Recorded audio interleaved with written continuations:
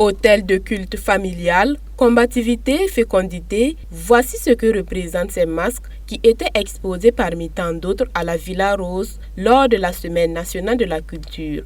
C'est une initiative des frères Ouattara pour enseigner la probité. Ce sont plus d'une soixantaine de copies de masques et statues et de créations contemporaines présentées dans cet espace. Ousseini Ouattara nous explique davantage le sens et le symbole de cette exposition. On s'inspire de la vie quotidienne urbaine du Burkina Faso. C'est ressorti l'ange de la paix pour conjurer les esprits du mal qui frappent le Burkina Faso. Voilà, on espère que ça s'arrêtera. Et ça, c'est le hibou. Le hibou est un oiseau mythique dans les milieux traditionnels burkinabés parce que le hibou, il ne fait pas de bruit. Voilà, donc c'est un oiseau détenteur de secrets magiques.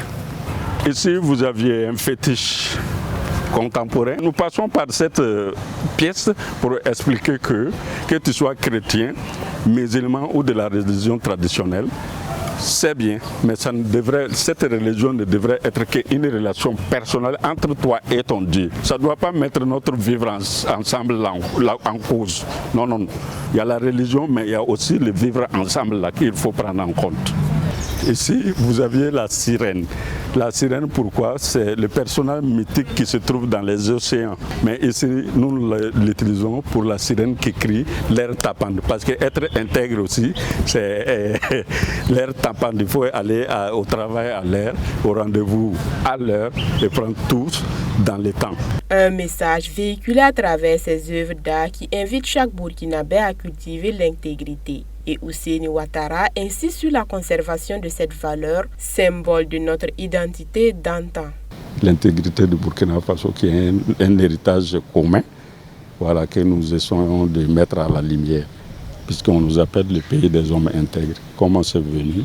Qu'est-ce qu'il reste de cette intégrité? C'est la nouvelle génération que nous sommes. Qu'est-ce que nous devrons en faire? C'est de cela qu'il s'agit. Non seulement c'est un héritage pour nous, et en restant intègre, c'est sûr que toutes les autres qualités seront garanties. Ça va nous apporter. Qu'est-ce qui serait un Burkinabé sans son intégrité? Est-ce que tu étais déjà Burkinabé encore?